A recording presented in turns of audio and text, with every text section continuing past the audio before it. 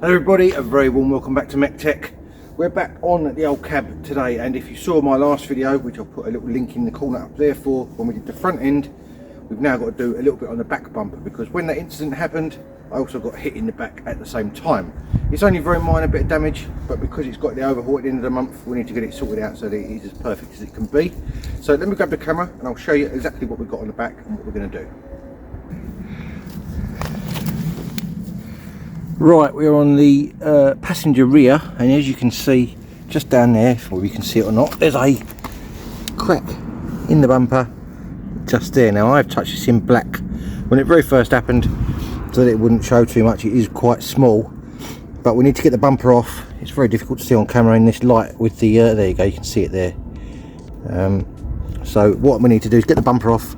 We're going to reinforce it from the back with a little bit of fiberglass, and then obviously repair and paint it from the front side, and hopefully it will look absolutely marvellous.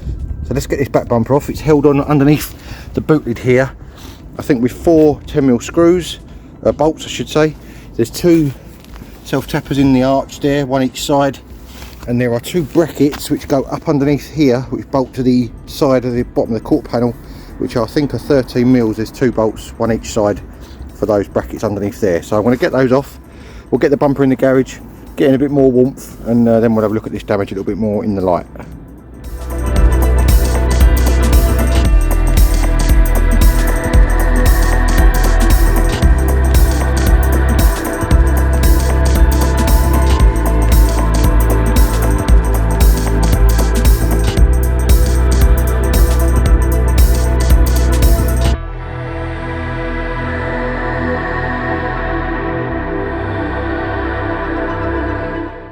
Right, now we're in the garage and the heaters are on. You can see the damage just there. To say, it's pretty minor. Now when this first happened, this was all pushed in a bit further, and I heated it up and popped it all back out, and this is what was left. So what I'm actually going to do is get a heat gun.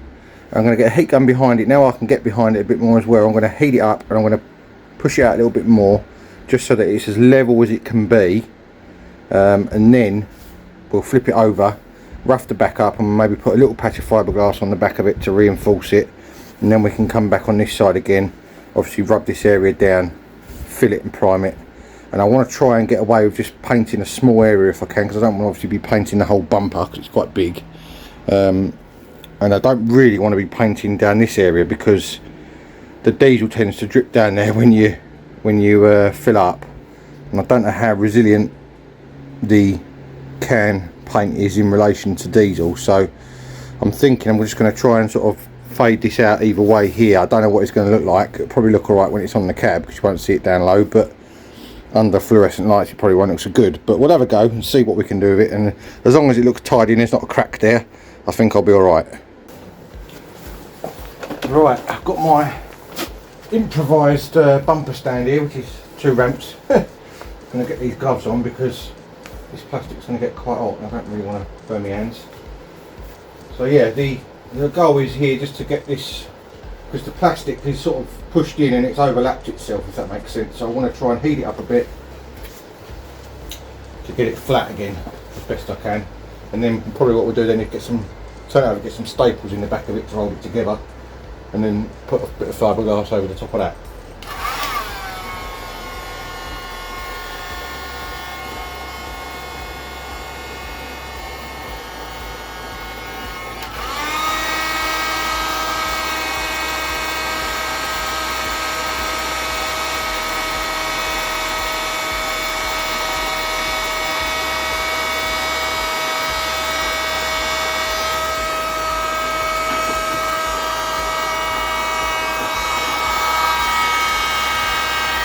Makes it so much more pliable when it's hot.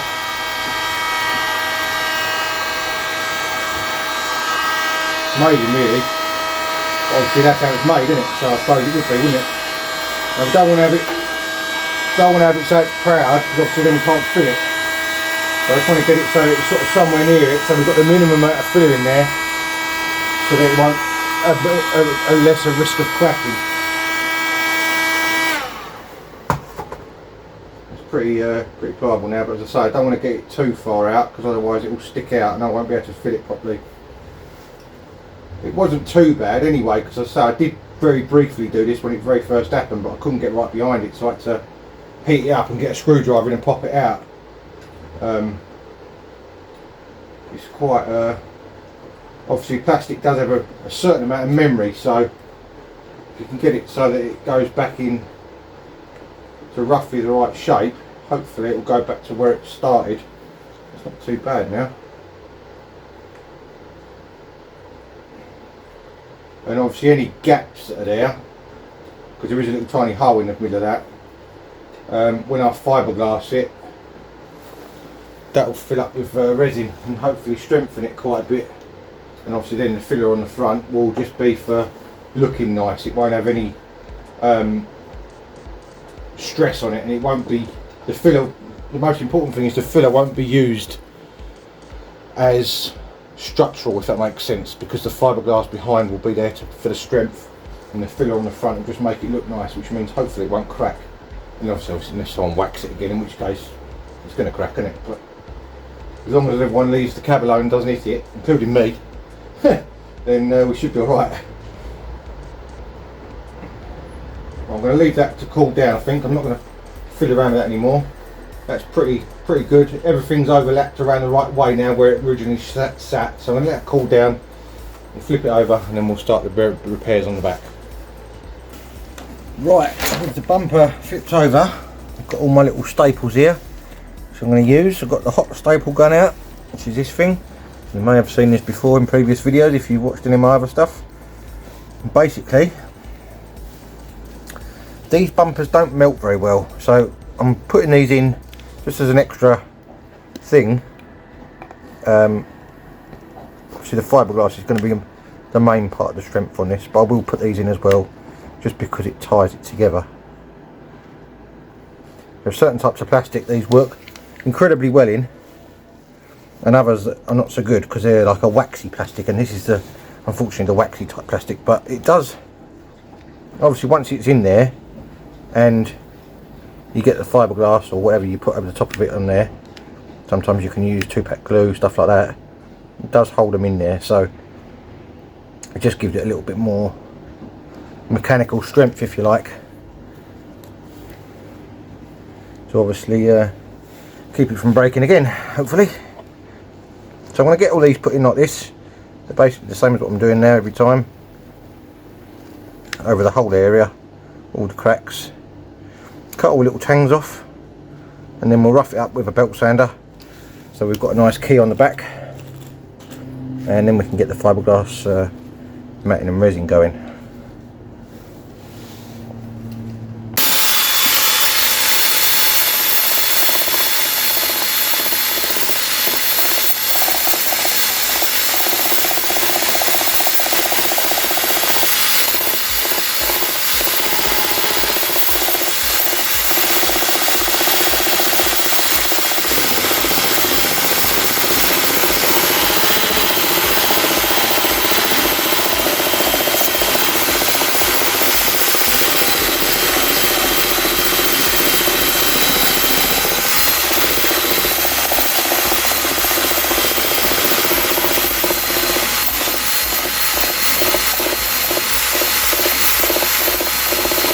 Right, with our area prepped up, as you can see there, I've got some resin in a cup. I've only done 50ml because it's obviously only quite a small patch, and we've got our hardener here, which you have to put in.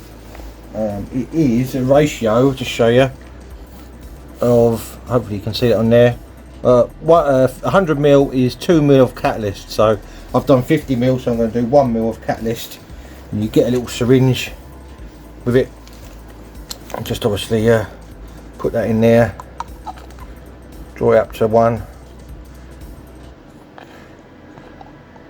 something like that, just under 1, so it's got a bit of air in there, so let's do it again.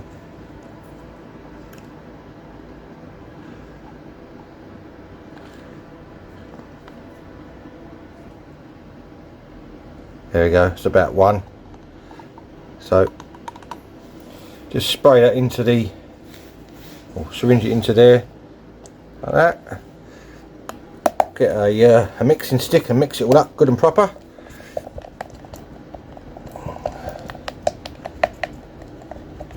just thought I haven't got a brush, which is not ideal because I need a brush, and this is going to go off pretty fast because it's. So what we'll do is we'll use this spatula just to get some on here. Not ideal, people, not ideal, but still, it's working. And I'll have to go and find a brush quickly in a minute. I'll get it started on here like this. And I've cut out some little squares of matting, which obviously we'll lay on there now, like that. And as you may have seen in previous videos, the most important thing once you get your resin on here is to roller it to get all the air out, because that makes it strong. Actually, this isn't working too bad with this spatula. I might be able to get away with just doing this because I haven't got a brush. I don't think that's handy, but I'm going to be able to get quickly. So, right, let me go and grab my roller because I'm totally unprepared and I haven't got that either. Right, got my roller. And kick the hardener over. Let's put the lid on that. The roller. Very important step this is, because it gets all the air out and makes it a real nice strong bond.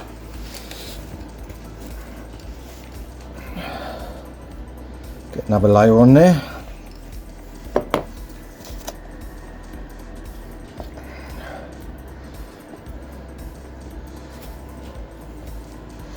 Because this is only quite a small patch, that's why I'm getting away with not using a brush.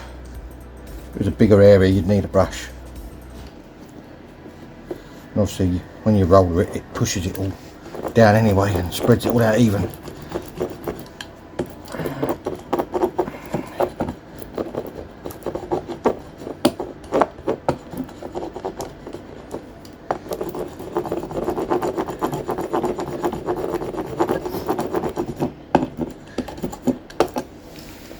Hopefully this will be nice and strong. I want to do 3 layers, that should be more than enough. Do another one sort of over that way a little bit more so they're kind of a bit spread out. I can't really spread them out that much because obviously, as I say, it's only quite a small patch, but still should do the job to keep it strong. That's the main thing.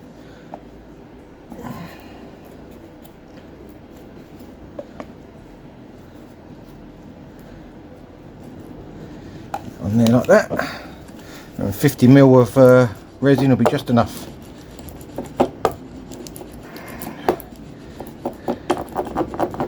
And because we roughed the bumper up with the belt sander, it should hopefully have a nice key to obviously bond to, and hopefully it won't flake off. Any luck.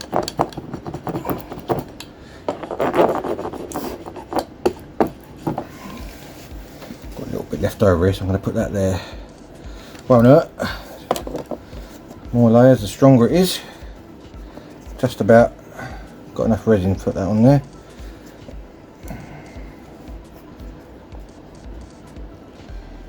As I say, this crack in this bumper, as you saw, was quite small, and it was sort of self-supporting itself, if you like. It was in the right shape, but this will just give it that bit extra. So when we do the outside filler work, it'll be nice and strong.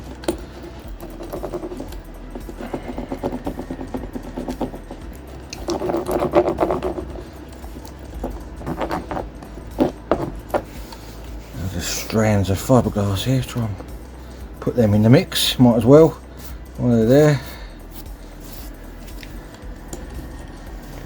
Don't want that in there, bit of dirt.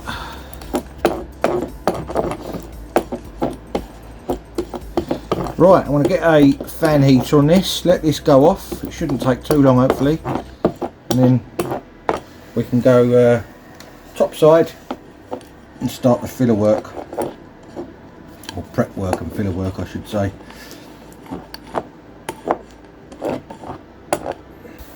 Right, our bumper is now all dry and rock solid. Just show you the back, hopefully you can see that on camera. It's all gone rock hard now and all nice and dry, so that's all good to go. So just rock hard, see?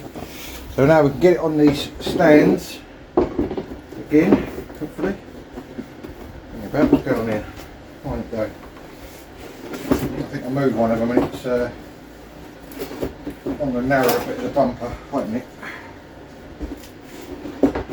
There we go. Right.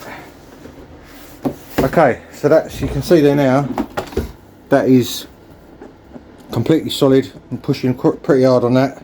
It's not moving anywhere, which is exactly what we wanted. It's nice and strong. And the resin, as I said, has seeped through all the cracks and filled up all the holes, which is really, really good. So next thing now, I'm going to get that prepped with a DA, that little area there, get a little bit of filler on the go, get some filler in there, and then we can sand it down and get it flat. And then we can start with a bit of paint. Let's carry on.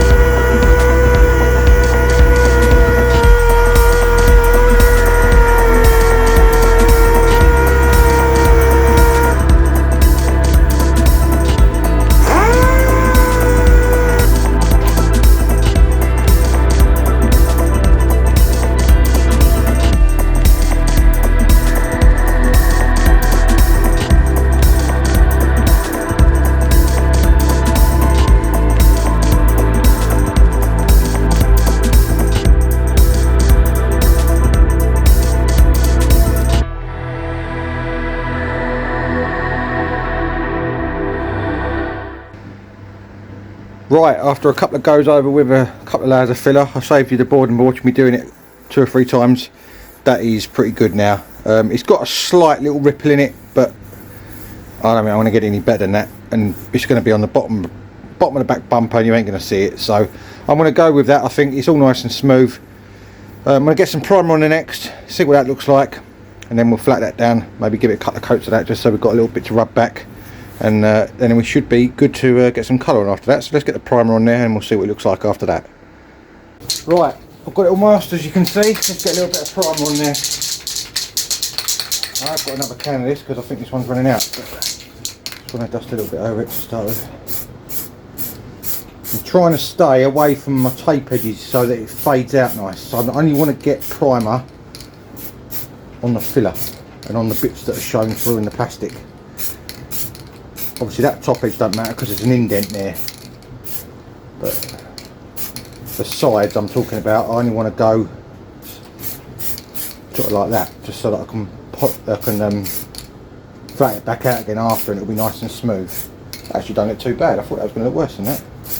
Right, let that go off, we'll give it another coat and then see what it flats back like. Right, there we go, there is our repair, all primed and flatted back. It is lovely and smooth. I've tried to feather it out as best I can. Now, one thing I've not been that great at in the past is fading out paint. I can do complete panels pretty well, but fading out paint is not one of my specialities. So I'm going to do this the best I can.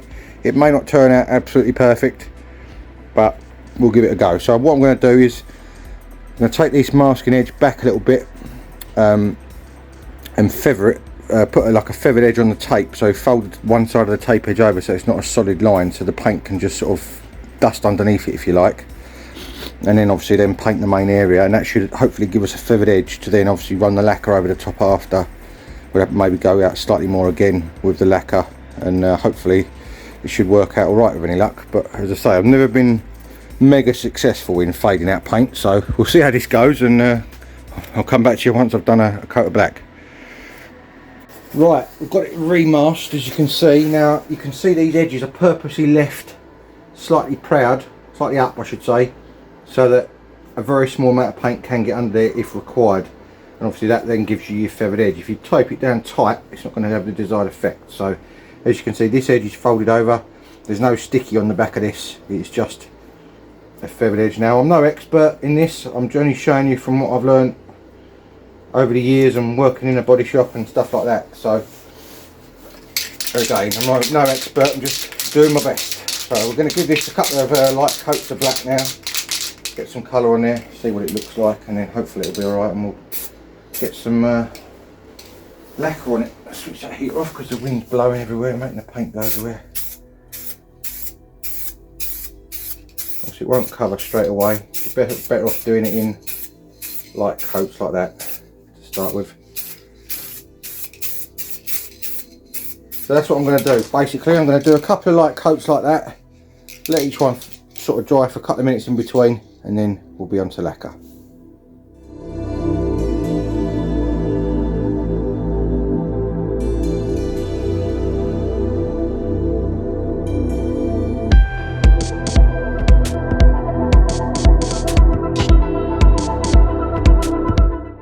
Right, it's the next day. This is what we are left with. I've got a pretty good finish on that, but the key now is going to be to try and blend it in to the rest of the bumper. So that's going to be the hard bit. So we'll get all this unmasked and see like this, and get the old flattening paper out and see what sort of edge we can make. Looks like I've left a bit of masking tape off there and gone through. Hopefully that will come off. Yeah, it's coming off, that's alright. See what happens when you don't prep it underneath, look. It scratches off really easy, which is good because I didn't want any paint there, so that's alright. Right, bearing in mind this is going to be on the bottom of the cab and pretty invisible, hopefully. So let's get a new bit of flattening paper because that's a manky bit. Seem to have gone through tons of this lately, this flattening paper. Ain't cheap. Right. So basically you want to flat down the edge of the new paint to blend it into the old paint. If that makes sense. I don't really want to flat down the existing paint anymore. I want to try and make this paint we've got here thinner, so that it blends in nice. That's the theory anyway. I will go over the whole thing because there are a couple of little bits of dirt in it, and obviously it's a little bit orange peely in places, so not too terrible though. Now there is a fade out lacquer you can use on this, which I have got some of, but I've never had that much luck with it if I'm honest, so I kind of erred on the side of caution and didn't use it. I put a fair bit of lacquer on this because obviously it was laying flat, so hopefully it will be able to be flatted back quite nicely with any luck. This edge is a lot better than that edge if I'm honest. This edge's got a lovely fade on it, so which is a shame because I think out of the two that one's probably the one that's going to show more, but still we can do our best, see what happens. Apologies for the tumble dryer in the background, making a bit of a racket, but hopefully, well, when we move to the new place, Mrs. MEC-TEC's got her own utility room, which means I won't have to have the washing machine and tumble dryer in the garage anymore, which is good. So it means it won't get all manked up by all my stuff. She won't have to come out in the cold every time she wants to put something on, and it'll be a bit quieter when we're filming. So it's going to be a win-win all round, I think there. I'm hoping this is going to come out alright, because as I said before, I've never had mega amounts of luck blending stuff out to make it sort of fade in, if that makes sense. But as I say, this is on the bottom of the cab at the back. You could barely see the crack in the bumper even, so I'm hoping once this is on it will look alright, and you might see a little tiny line, but I can cope with that. Alright, that's looking pretty good. There's a little bit there I want to do, a little bit there, just slightly orange peel, and then we'll get the polisher on it and see. I ain't worried about under here because obviously that's going to get completely manked up as soon as I drive up the road. But it is pretty good anyway, so that's alright. Let's have a look at that. That's pretty good there now. Let's do that bit. Just looking to get rid of all the little high spots on it so that obviously when you polish it up, it's as much like a mirror as it can be. Now this bumper's not mint by any stroke of imagination, the other side's got marks on it, but not to the degree of being cracked or anything, which is why obviously I haven't done the whole thing. I will try and polish some of it while we've got it in here though.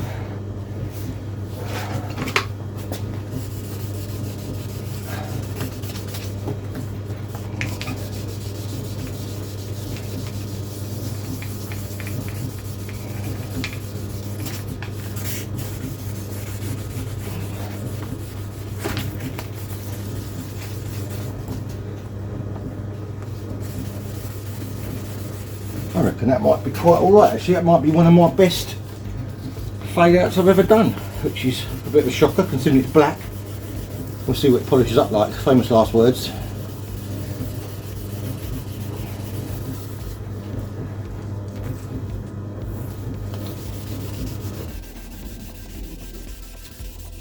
Now this stuff I'm using, as you've seen in previous videos, is 2000 grit wet and dry. It's very, very fine. I don't want to go no more than that because I think if I do, I'm going to mess it up. So let's get the polisher going. Where have I put the polisher? There it is. Umpteen billion things going on in here at the moment, as usual. So everything's a bit in the air, as usual. And I'm really hoping soon I'm going to get a bit more organised. Compound's frozen up. Hang about, my nozzle thing's blocked up on this bottle, I think. There it goes. Right. Let's see what this comes out like. Slowest speed possible, so you don't want to be burning through. Spread that about a bit. Let me pad where it's been sitting on the side, it's all going to funny shape. While we're not on, what's happening?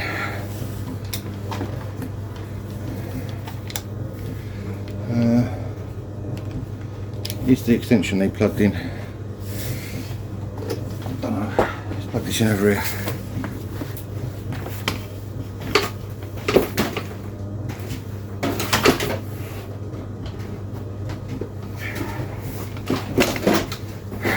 Sorry about this, peeps. Right, that's better.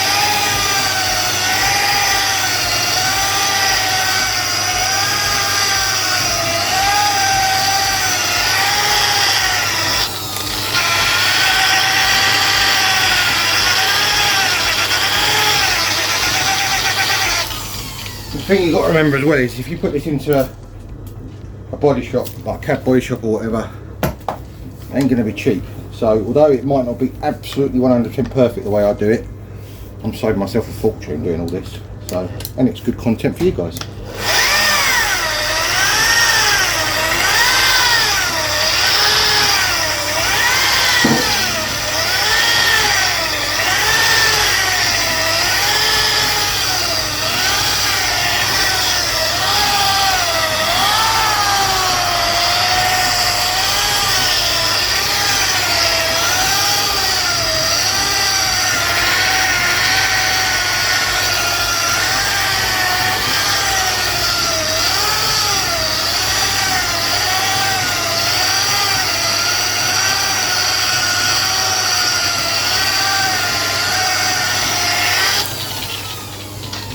Looking too bad. It's not invisible, but it ain't bad. Not bad at all actually. Quite a chuff with that. What do you reckon? I don't think that looks too bad. You can just see a line in the paint if you catch it light in the right light there. Can you see it? But obviously you ain't going to see that once it's on the car. Bear in mind we've got a fluorescent tube beaming down on it, and this one down here is about there. That one's a lot less visible. You can just see it in the going in the fluorescent tube. In fact, you can't see it in the fluorescent tube at all. So I am pretty pleased with that. I'm going to go possibly slightly more on this little bit here. I just want to get that edge up there a little bit better. Down here is alright, it's not too bad, and that is lovely and smooth. The bumper unfortunately has got a little tiny bulge in it, but you ain't going to notice that once it's on the cab. So I'm going to spend a little bit of time just maybe going over that very edge there, just to get that slightly better in that corner, and then I think we'll call it good, and then I can get this bolted back on the cab and go to work. Because I didn't go to work last night because I was still doing this. So let's get this sorted out, and hopefully I can go and earn some money.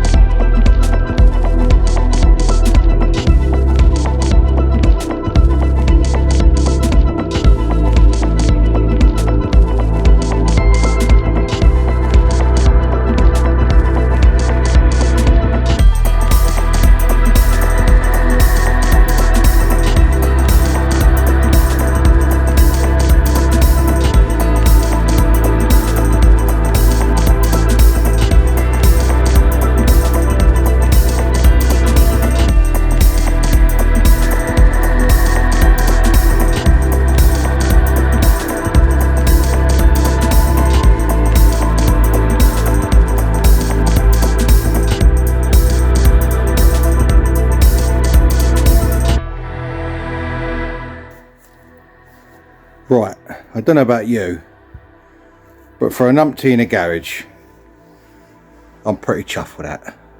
Look at that finish, for a black colour as well. You can just see where I've ended it there, just see it in the light. See where it just changes? But you ain't going to see that on a car. And this end, let's see if I can get it. Just there where this bottom light is here, and just see it fade out. But again, you ain't going to see that on the car. I'll polish the rest of the bumper up to match, as you would have seen. Got cloth fluff in there. It's not perfect, the rest of the bumper, but it's good enough. My new bit's probably better than the rest of it now, as far as paintwork's concerned. So I am well chuffed with that. I'm pleasantly surprised. I didn't think that was going to come out as well as it did, to be honest with you. So it just shows you all my practicing doing paintwork is slowly paying off. So I'm going to get this bolted back on the cab now, and that should be job done. Top banana.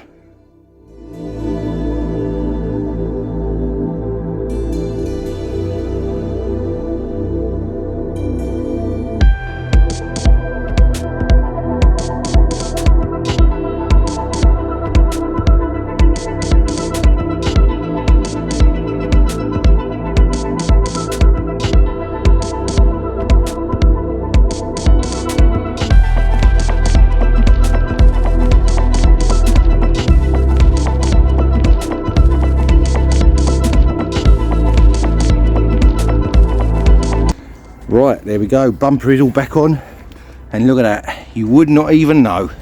All the way down there on the floor, it looks flawless. So I am well chuffed with that. See all the mud all over the floor? That's from outside the arches that I scraped off before I put the bumper back on. But that is really good. I'm well chuffed with that. That is more than good enough for the overhaul. So we are going to call that done. Another job ticked off the list. Lovely jubbly. Right then, that is going to be it for this episode of MEC-TEC. I've come back into the garage because it's absolutely freezing out there. The bumper's all back on, as you saw. It is looking really good. I know it's not, you know, show quality standard, but I'm well chuffed with that. Considering it's black, that's come out really nice, and I even managed to get it to blend in fairly well. So you don't even notice it now it's on the cab. It's down low. All you've got is a reflection of the ground on it, nothing bright shining onto it, so you can't see those two lines where I faded it out. And they're very hard to see anyway. So I am well chuffed with that. Another job ticked off the list. I don't think with an F, think even, there are any more bodywork jobs on the cab. Where's some wood? Touch wood. it'll be all right. And hopefully it'll go through the overhaul okay. Now you'll notice this hanging next to me. I don't know whether you're going to see this video first or that video first, but if you see this video first, that is going to be in an upcoming video. As you can see, that is the spoiler for the little C1. That is now all painted and lacquered. I lacquered it at the same time as I did the bumper for the cab, so I would only use 1 can of the old 2K in a can, because otherwise, I mean, there's still some left in there, not a lot, but do both jobs in one go, saves a bit of money. They're about 30 quid a can they are, so they're not cheap. Anyway, I'm waffling. Hopefully, I know I promised a little while ago that the C1 would be in the next video, but I think now I've done the cab, C1 will definitely be in the next video. Remember, I've got Instagram, MEC_TEC 1985, and I have got Facebook, MEC-TEC, for little sneak peeks during the week of what I'm up to. You would have seen, if you looked on Instagram this week, there is a little bit of movement on the old Lotus as well. So that is really good. Not on the engine, but I'm getting some other bits sorted out on it. The engine's obviously going to take me a bit longer to sort out, but it is obviously on the list as everything else is. Hopefully what I'm going to be doing is getting that back put on, I can't talk. Getting that put on the C1, and then I want to try and get the trailer back in the garden, because there's actually a hatch at the other end of the garage behind the van, which I made years ago. That trailer goes through into the garden. Now, when the kids obviously got their new trampoline, then I had to find another space for the trailer, which is why it ended up in here against the wall.